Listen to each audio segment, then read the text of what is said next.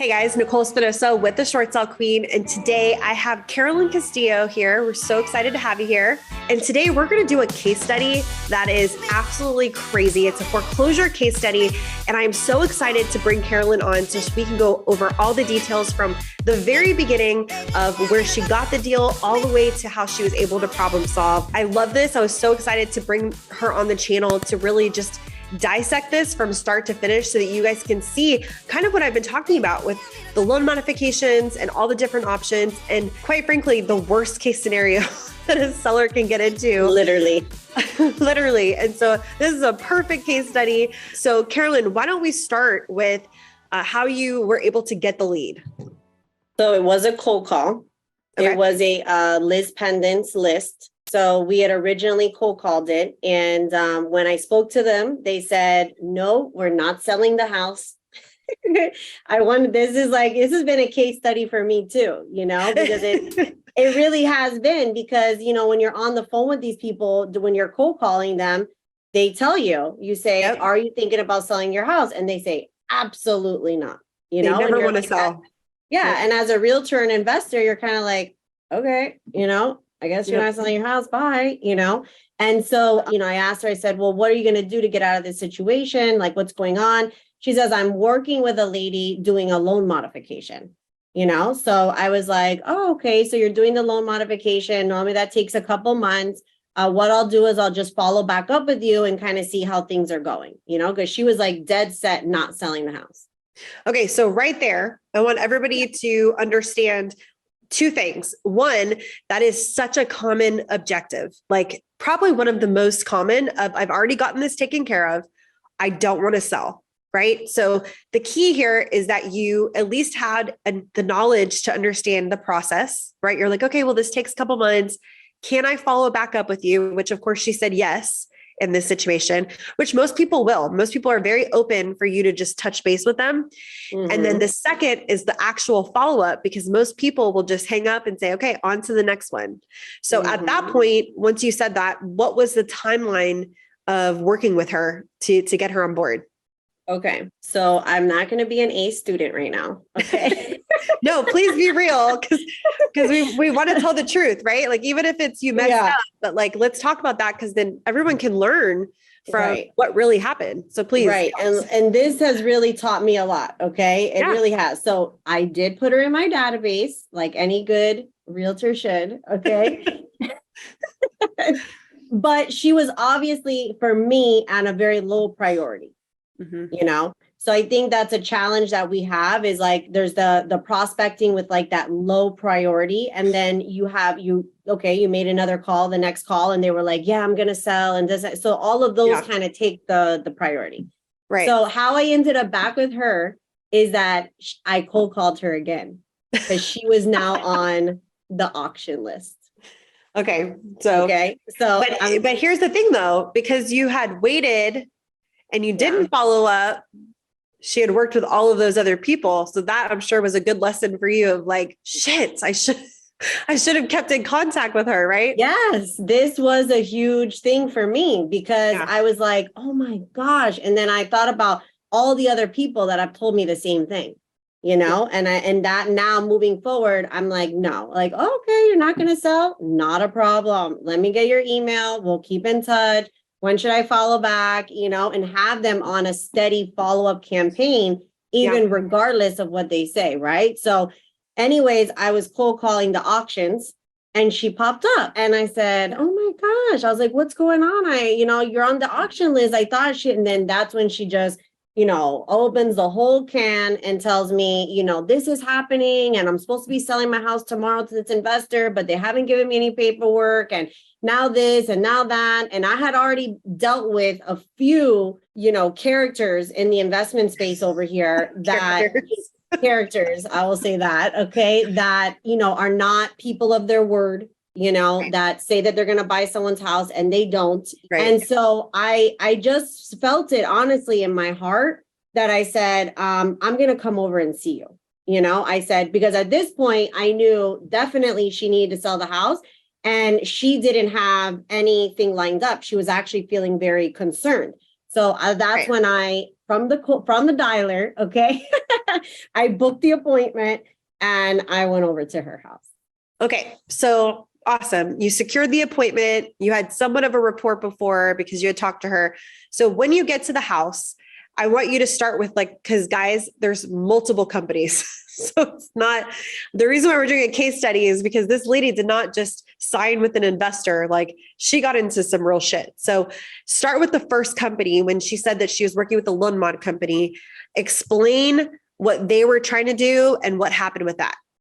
Right. So what happened is she was under the impression she was doing a loan modification. So again, this is a senior citizen. She's an older woman, never been in this situation before, Right. And so that was a thing for me to realize, oh my gosh, it's not just realtor and investors calling these people. There's a lot of people calling people with financial distress, And right. so she's like, yeah, I was like, I don't understand though. I was talking to you were doing the loan modification. So I asked her, can you pull it up? I want to see what was the communication with the bank. So she pulls it up on her phone. And as I'm going through it, I'm like, they were not trying to give you a loan modification. They were trying to give you a second lien on your house to pay off the past due balance. And then at the end, where it all fell apart, was that she had to pay $5,000 to do the new loan. She was in foreclosure. She didn't have any money. So that deal fell apart. But the they were making it seem like it was a loan mod company, which is fraud. Everything. Is fraud. And so they said, okay, we're gonna do a loan mod, but they weren't working out with the bank. They were just creating a second lien. And Nicole, these people asserted themselves so firmly on her that they even changed the billing address with her mortgage company to them. Of course, because they don't want to be exposed that they're doing something different. Right. And then inside the paperwork, because I read through their proposal, I read through their packet, it said, do not contact your bank. So it literally says on there, don't contact your bank. Don't, respond to the foreclosure notice. Don't do all these things. So, and she says that the lady was very nice, and everything that they asked her for would give you the impression that you are doing a loan modification. They're asking for your tax returns, your bank statements, everything would seem that this is what she's doing. Well, what happened, the big problem, because that was the other thing that I was like, I couldn't understand it. What happened was, because she went into the Liz Pendens list was on, I don't know the months. Don't tell me the months, but it was a very short period of time. From beginning to end, it was 6 months, and I'm like, that's crazy, because people in Florida, they'll be in foreclosure for years, at least 12 months. And so for everyone watching, lease pendants is foreclosure. So in a judicial state, lease pendants is the foreclosure list. So term is interchangeable. What escalated it was she didn't respond to the notice. So she had not communicated with the court system. If she would have, when she got that Liz Pendens notice here in Florida, you have 20 days to respond. So that's when you send your response to the court and you say, hey, I'm, want to work it out with my bank. I want to do this and that. Yeah. And then they put it out 3 or 4 months, giving time for that to happen. She never communicated with them, because this company had already wedged themselves in and basically said, I'm taking care of everything. Don't worry. I got everything taken care of. She didn't think she had to, because they said, don't contact anyone. Just, we're good. We got you. So at that point, once she realized, because obviously she's in foreclosure now, how did she terminate that relationship with them? Because they were heavily involved. Yeah, I don't know that they actually terminated, but the deal didn't go through because she didn't have the $5,000, So mind you, she's still getting pounded by everybody in town because she's on the foreclosure list. She's listed in Zillow as, pre-foreclosure and all that kind of stuff, So then another company gets involved, and they are like a home buying, but a big... It's a big franchise, right? It's a wholesaling franchise, right? Yeah, but just a big box type of they don't do any boots on the ground, just a big corporate company. And they made her just a direct cash offer, you know, but it was so interesting because in the offer, when I was reading it, it gave them access. And this is like, I see this so commonly when I'm dealing with people in distress situations and they're getting these contracts from investors and they're not even reading them. Because if you were to simply read the contract, it says it very clearly. It's not like hidden in like those thousands of words in the thing. It's like typed in, you know? And this contract gave them access to put the house on the MLS, said that they were going to show people the house, that they were going to like so many things that basically saying like, I'm not really buying your house. I'm going to I'm just wholesaling your house, but like so blatant, like. So now at this point, she's realized I need to sell because now I'm an auction. So she signs with this wholesaling big company. It wasn't an auction yet. The deal didn't go through. Okay, so deal didn't go through because she doesn't have the 5,000. At this point, somebody gives her a cash offer. She accepts. It's a wholesaling company. Just so we have numbers, what was the number that she ended up accepting with this company, this wholesale company? 185. Okay, so 185. At what point what ended up happening with that offer?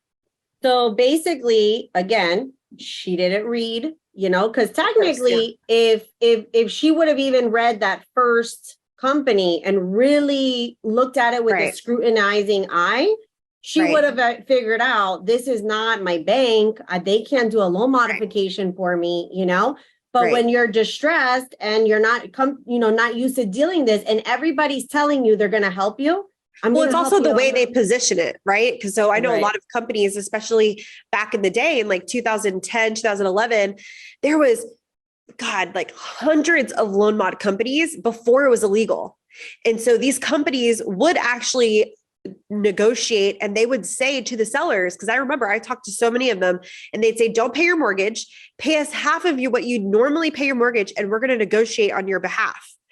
And they would just pocket it every month. And then these people would end up losing their houses because these companies either did do a loan mod or the seller never qualified for the loan mod to begin with, because it's actually very difficult to qualify, especially for someone, they can't afford it. So in that situation, it's the way that they present it. And that's why it's so predatory, because they could have literally said to them in a very convincing, authoritative way, don't worry, we got this. Oh yeah, I see it says this, but that's for legal reasons. Don't worry about it. Just sign here. You know what I mean? That's exactly what happened. Yeah. It's hard for people to understand where they're like, logically, why would you even move forward? But when someone is in this frame of mind and then you have someone coming in saying all the right things, it's very easy to get, be susceptible to something like that, especially something you don't understand. Yeah. And that's exactly what happened to this woman. So she didn't read the fine print that they were going to put her house on the MLS and that they were going to do all this. So then people started showing up. Oh, geez. Realtors started showing up and she's like, what do you mean? What do you do? No, I'm not selling. What are you doing? This and that. And so then that company went away. So basically they were like, no, I'm not, I'm not showing my house. And then the company wasn't interested because they were only in it to flip it, to wholesale it, on the market, by the way. Okay. So that was another thing that I learned, because this company, they made the contract with her, put that information in there that they're going to put it on the market. Then they had another real estate company, kind of like one of those like $500 put your listing on, and so they wholesalers wholesaling without a license, but able to charge 10 times more. Yes. Crazy. I was like, wow, okay, I've never seen this before, And then it had, of course, call the wholesaler, call the company if you're interested to make offers, because the realtor does no negotiating or no nothing for them, Right. Really quick, a lot of wholesalers will use that like wholetailing, but saying that they have an equitable interest to sell it if they have it under contract. And they're actually doing it the right way by disclosing and saying, hey, but it's such a gray area because the agent is the one that really with the liability that's doing the flat fee, because there needs to be a disclosure with the seller of like, I'm not representing you. Just because you're a flat fee brokerage doesn't mean you get out of your representations, right? So you have a fiduciary responsibility to that seller. And so they can get in a lot of trouble from the way that they do that. I mean, investor, they could care less, right? Like they did their disclosure. It's the agent that they got their little $500 and they could lose their license over it. So anyways.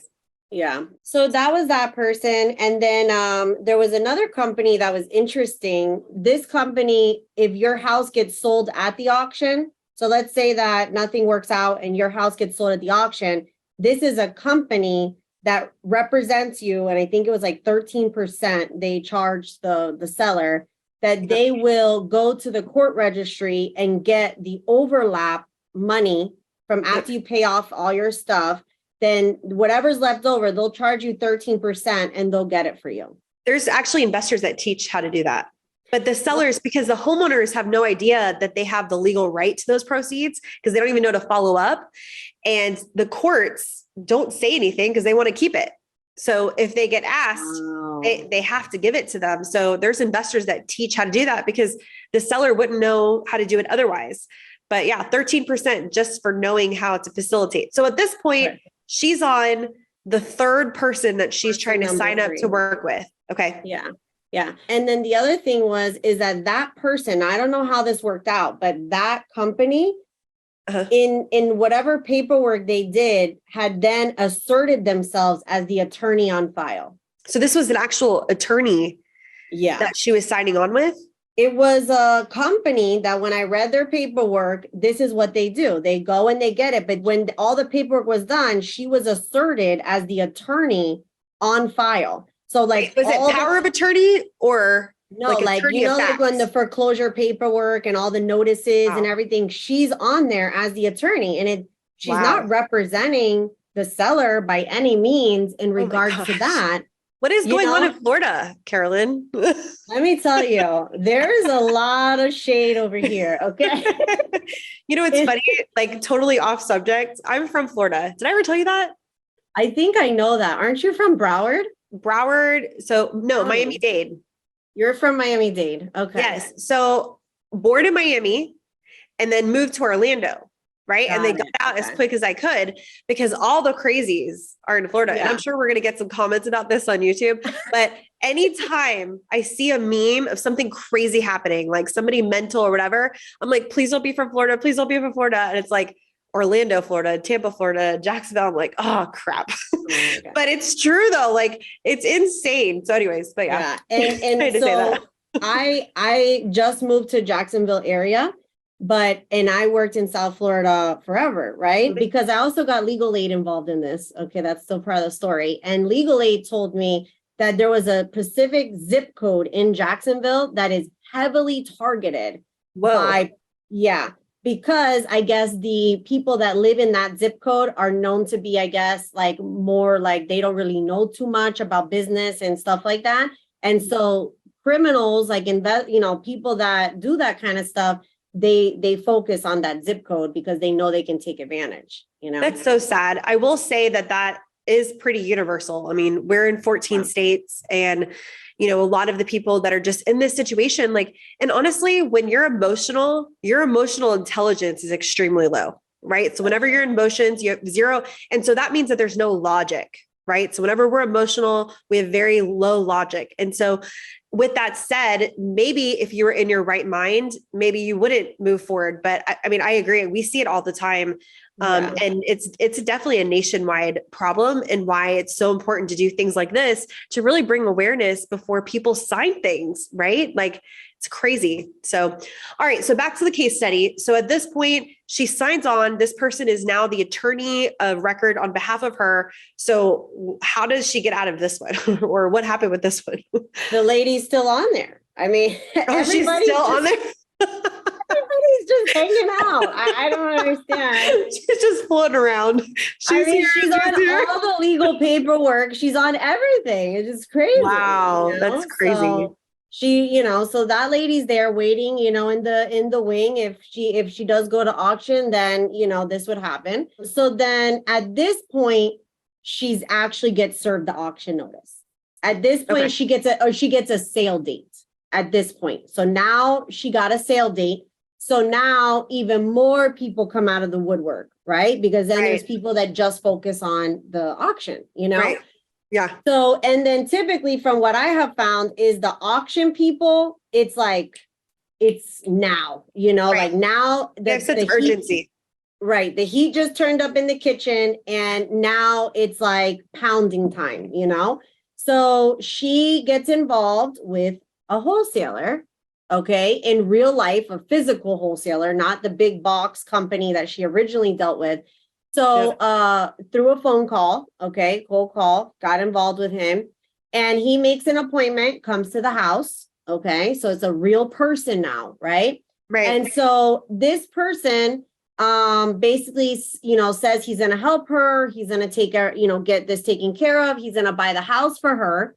However, he doesn't tell her how much he's going to buy the house for, because he said, what do you mean by that? He doesn't say how much. He had a contract. Well, he never put a price. So hold on. So he presents the offer to her, a blank offer, and she signs it with no price. Yes. Okay. Okay. You are hearing correctly. Okay. Sorry. I kind of very slightly can understand his logic, extremely slightly, but I understand where he was going with it. Slightly.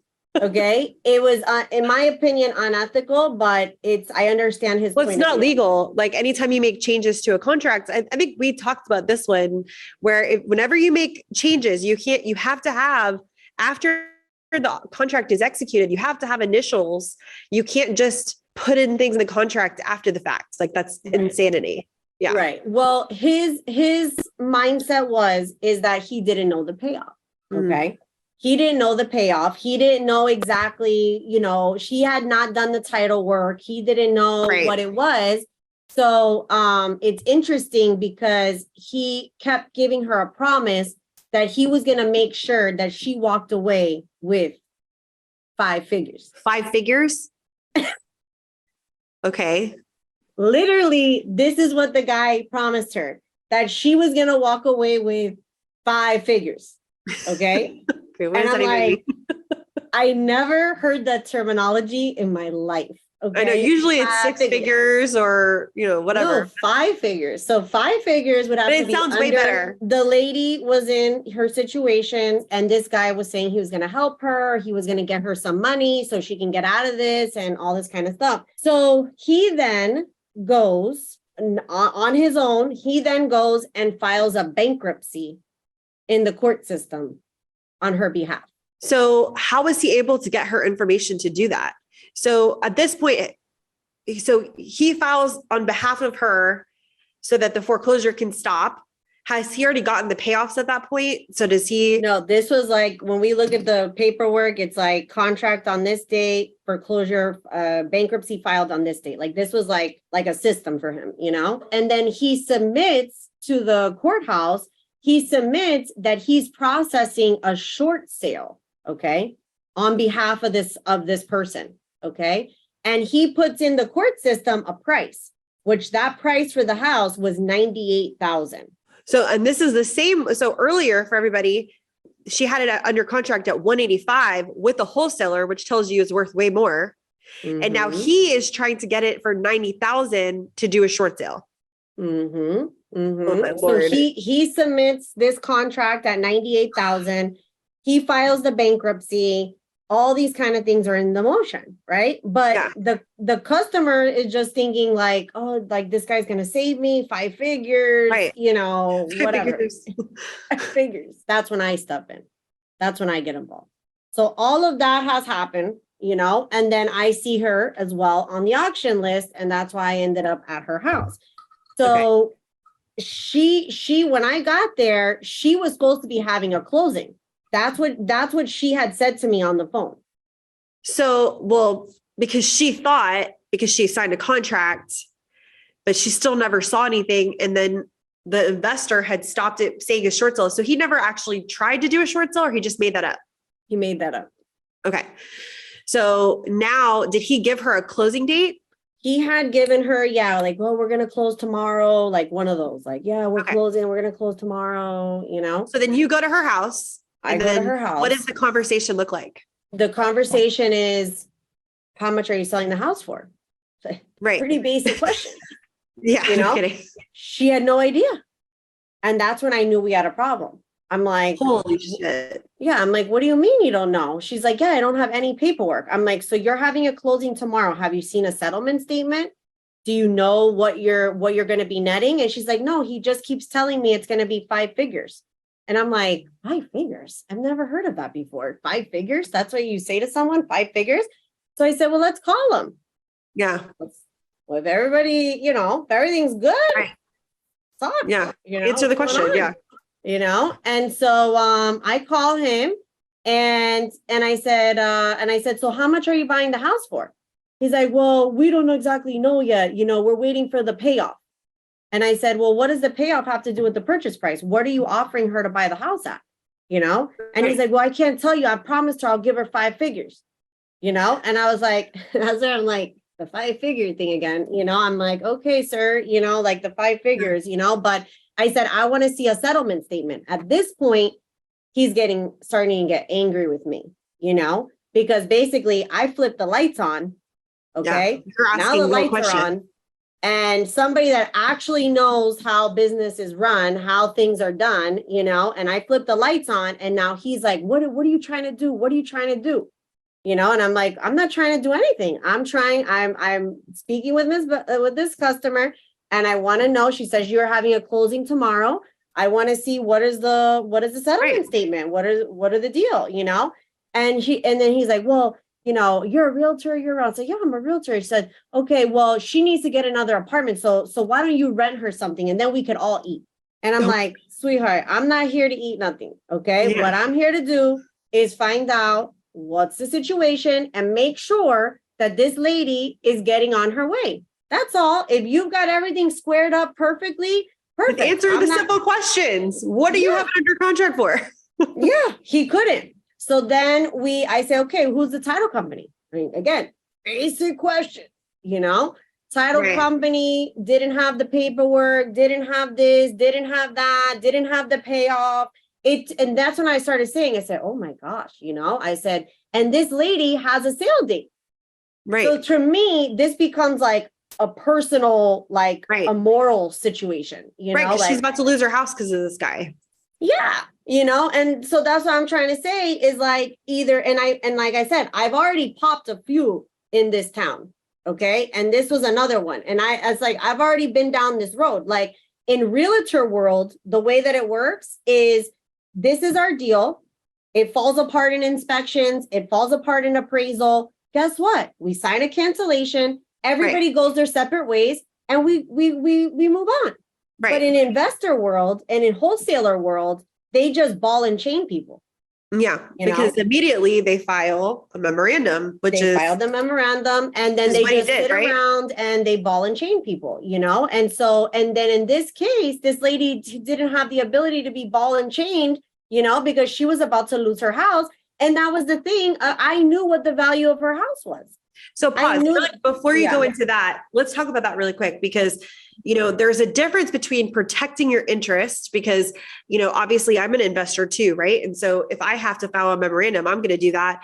If the seller is going to go sign 10 other offers to protect my interest and time, right? But there's a difference between doing that and clouding title just for the intent to make sure that even though you can't help, and what you're doing is not right, like here, and, you know, clouding title, and like you said, the ball and chain. So I definitely want to clarify that because there is a use for everything, but in this industry, people misuse. I mean, now to the point where this is where you brought me the transaction and you were like, hey, this is what, when in our mentorship, like Nicole, I'm frustrated, the deal's dead. Right? Well, not yet. We got to go one more level deeper. One more level deeper. Okay. But really quick, I didn't know any of this. And I said, don't tell me on the video because I want to know. Nicole wants to be equally as surprised as everyone else. I'm still like, wait, what? You didn't say that. So then I clearly know at this point that this guy's a bozo and the title company's a bozo and everybody involved in this deal, because if you cannot provide me basic information, copy of the contract, copy of the settlement statement, how much you're buying the house for, and you're supposed to be closing tomorrow. Yeah. And none of this is in the air. I knew there was a problem. at that point, I told the lady, and then I also knew about all this other situation, you know. I told this lady, you need legal counsel because this is like way, this is so much, you know. So of course she doesn't have any money, you know, and anything. So we went to Jacksonville Legal Aid, you know, and I said, well, this is supposedly what it's here for. Let's go see if they can give us some advice and give us some pointers in the right direction. Because in my opinion, I feel like this woman has been bamboozled by like multiple people here at this point. Like it's feel like this is like elder fraud, you know, like predatory for sure at its finest. Yeah, that's what I was feeling. I did not even have dollar signs in my mind at all in being involved in this. I was seeing this person ruthfully taken advantage of, and I had the knowledge and the wisdom of kind of how to maneuver it. And that's kind of the position I was taking, you know? And so anyway, so we get with Jacksonville Legal Aid and we tell them the story. They got the bankruptcy taken off of her name, you know, because that was never, it was an invalid. She never paid for it. She never had because the Jacksonville Legal Aid had to contact the bankruptcy attorney and say, where's the paperwork that the customer filed bankruptcy with you? You know, they couldn't provide it. So they had to withdraw themselves as the bankruptcy attorney. Okay. Again, there's a lot of people involved in it, you know, that are doing things that are not how it's supposed to be done. So then Jacksonville Legal Aid also called the wholesaler and told them that you have no deal. Oh, so finally they did end up giving us a settlement sheet, but it had her coming to closing with $29,000. So they had it was like her payoff was like 159, and then her they were buying the house for 130, and they had her coming to closing with 29,000. You know, so which is insane because if you remember the initial offer, you said it was like 180 or 185, and so now he got even lower, and he's buying direct at 130. Oh my lord! Yeah, and anyways, the deal's not going to go through because she doesn't have $29,000 to do this. You know. Kidding. So that's when, Jacksonville Legal Aid spoke with that wholesaler and said, listen, buddy, kick rocks. Like, this is nothing. Okay. So then I think, okay, like, woo, moving forward. Well, let's get this house sold. Let me see if I can get you a decent offer. Let's see what we can do, So then I get a call and they're like, oh, we have an interest in this property. And I'm like, what do you mean? What are you talking about? Oh, the guy that had the contract with her, they assigned the contract to us. And I'm like, are you kidding me? Another person in this freaking ring? Okay. I just swatted all of you guys. Now I have to deal with you. Oh my Lord.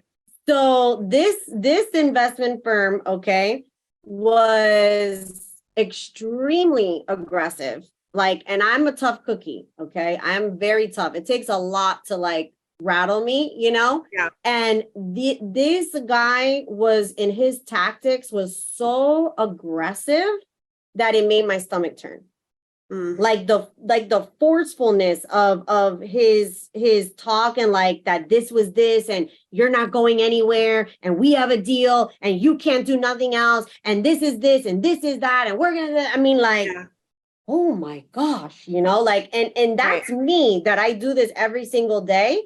So imagine that human being, that whole thing on top of somebody that's about to lose their house at the auction. Right. To a seller, they're so intimidated, of course. Absolutely. Oh, and that's what this guy's strong suit. This is how he gets deals. This is how he does business, Yep. And so I told them, I said, you have no deal because the wholesaler has no deal. So there's no deal. I said, but the seller does want to sell their house. Okay. And if you make an offer and I can help you put the deal together. You know what I mean? I'm not here to mess anybody's deal. I'm here to make sure that this lady can sell her house like a dignified human being. You know what I mean? And that's it. That's all I'm here to do.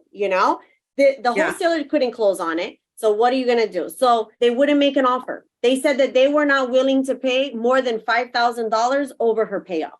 And I said, that had anything to do with them. They had the right to do that. Get out of here. Yeah. And I said, no, you're looking at this the wrong way. Look at the address, look at the No information. kidding. Like, who the hell are you? Is that your house? No. Like, why do you think that you have the right to her equity? Like, that is the craziest shit to me. Right. Like, out of principle, we won't pay more than $5,000 over a payoff. Why? Like, like as if she doesn't have the right to keep her money. Like, oh my God. Right. Yeah. Crazy. And it's just like any other deal. An investor, if somebody says, oh, yeah, look at that property, you would say, okay, the ARV, Right. okay, well, based on this, the most I can pay is this. Send me the offer. No, they weren't willing to do that. So I said, okay, she doesn't want to work with you. Yeah. Bye. Bye. You know, and they wouldn't leave me alone. They were pounding me, harassing me, calling me. So I was working with the Jacksonville legal aid attorney to send them the letter, to let them know, listen, back off. So the last draw is so the Jacksonville legal aid said, just move forward. Like, she can sell her house. Don't worry about them, blah, blah, blah. So we're getting ready to do all this. My phone's been silent. I haven't heard anything. So I'm thinking we made it out of the woods. And then I get the call and they say, hey, well, just letting you know, we filed a memorandum on the property. So she won't be able to sell to anybody else but us. So go ahead and give us a call when she's ready to sell. And I said, why would she be willing to sell to you? I would rather let my house go into auction, okay, than sell my house to you. You are not, like, why would you do that, Yeah. And so that's when I called you. Yeah.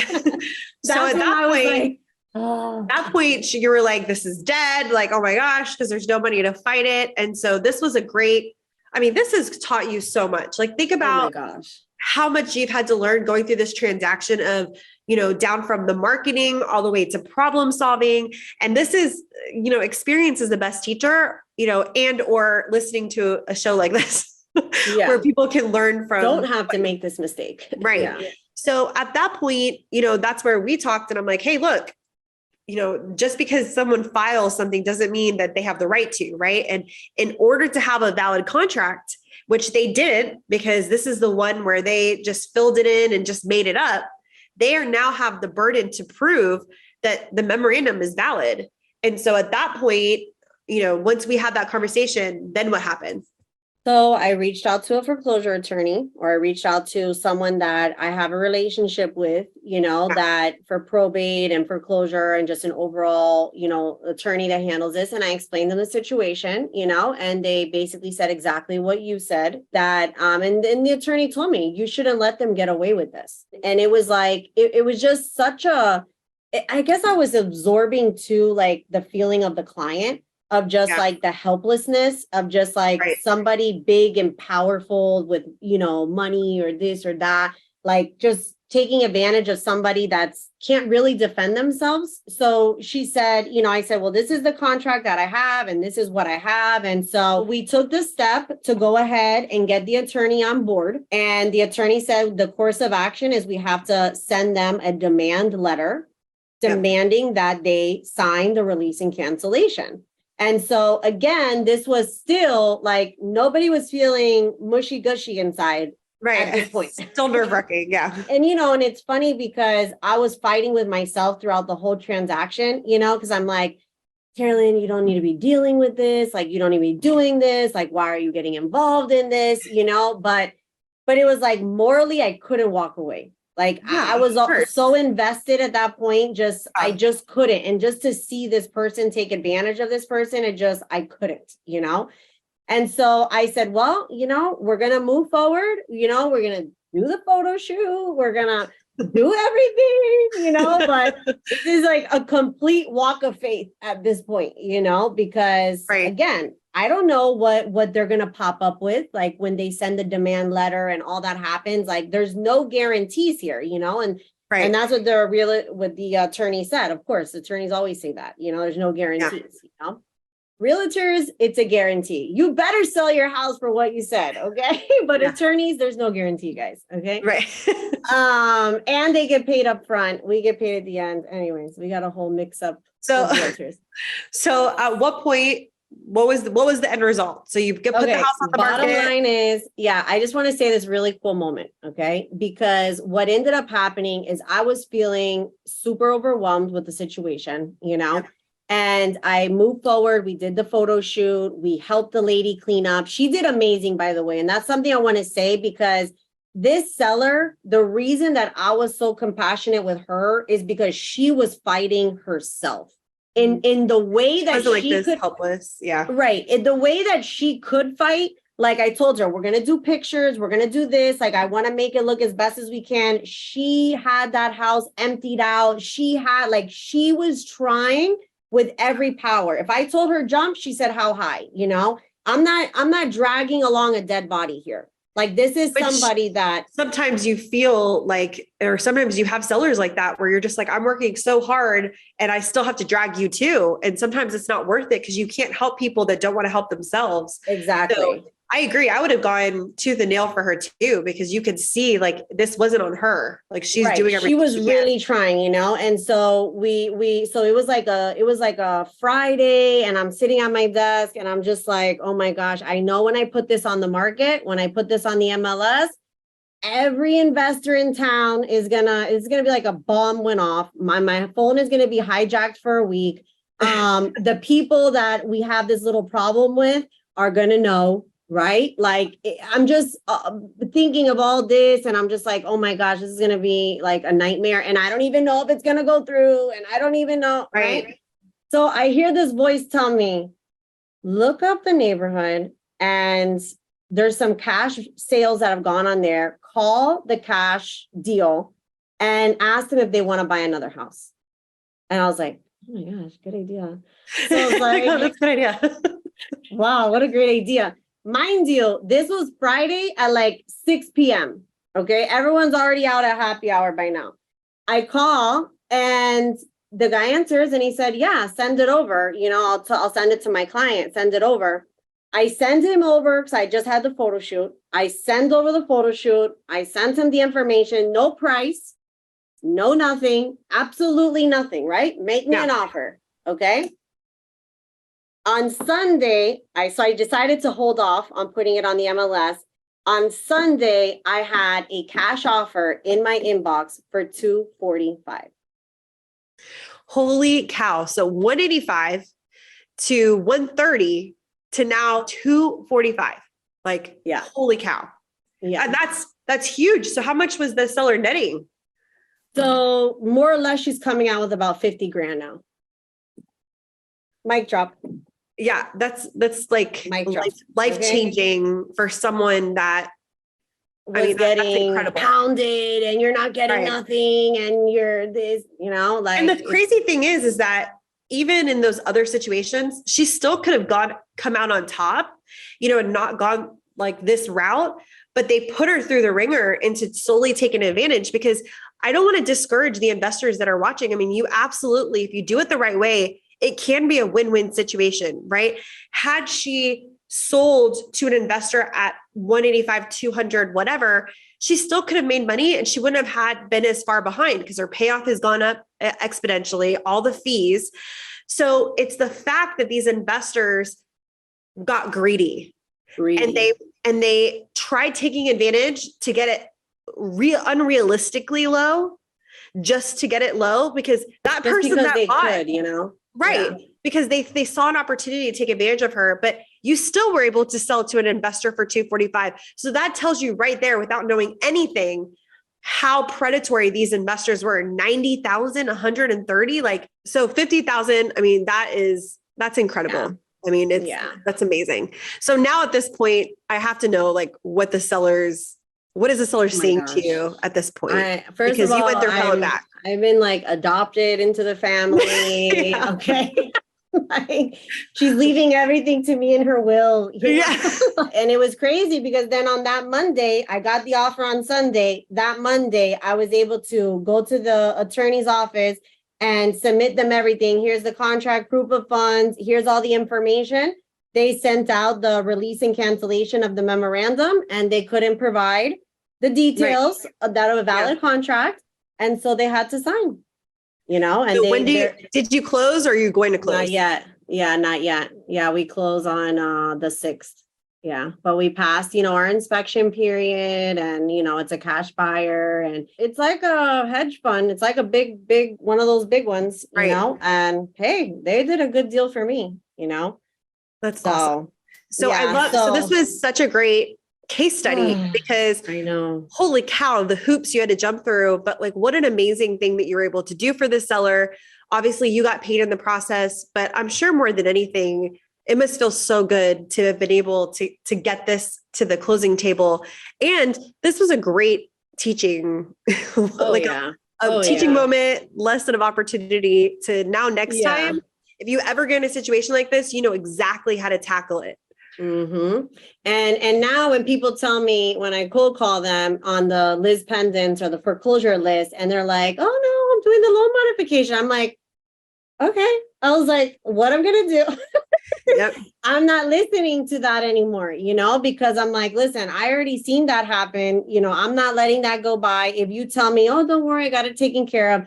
I'm so glad you got it taken care of. Not everybody's is, you know, handling it as well as you. What I'm going to do is send you out my information so that you can have it. What's your email address? And then I try to book them for a consultation, you know, so that I can just have because on the cold call, it's kind of hard to have an in-depth conversation, you know, but just say, hey, listen, I specialize in foreclosures. I want to set up a consultation with you so that I can explain to you what this looks like, what the process is. And in there, you know, I haven't found anybody that was dealing with the same company that she was as of yet.